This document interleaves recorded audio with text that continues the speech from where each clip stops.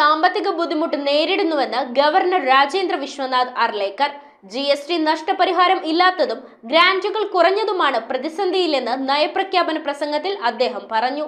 GST നഷ്ടപരിഹാരം ഇല്ലാത്തതും ഗ്രാന്റുകൾ കുറഞ്ഞതും പ്രതിസന്ധിയായി. വയനാട് പുനരധിവാസത്തിന് സർക്കാർ പ്രതിജ്ഞാബദ്ധമാണെന്നും ടൗൺഷിപ്പ് നിർമ്മാണം 1 വർഷത്തിനകം പൂർത്തിയാക്കുമെന്നും നിയമസഭയിൽ ഗവർണർ പറഞ്ഞു.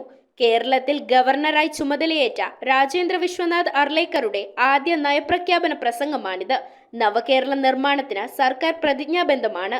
നവകേരളം എന്ന ലക്ഷ്യത്തിലേക്കാണ് സർക്കാർ മുന്നേറുന്നത്.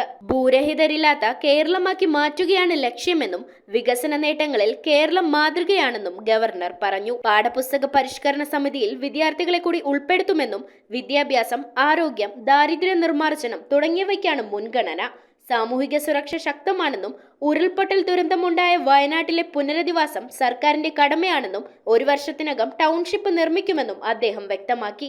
നിയമസഭയിലെത്തിയ ഗവർണറെ മുഖ്യമന്ത്രി പിണറായി വിജയനും സ്പീക്കർ AN ഷംസീറും ചേർന്നാണ് സ്വീകരിച്ചത്. News desk metro 7. തറവാട്ടിലേക്ക് സാധനങ്ങൾ വാങ്ങിയ കട ഇത് തന്നെ. ഇനി ഒന്നും നോക്കണ്ട, കണ്ണടച്ചു വാങ്ങിച്ചോ. ഏത് ഐറ്റത്തിനും ഞാൻ ഗ്യാരണ്ടി.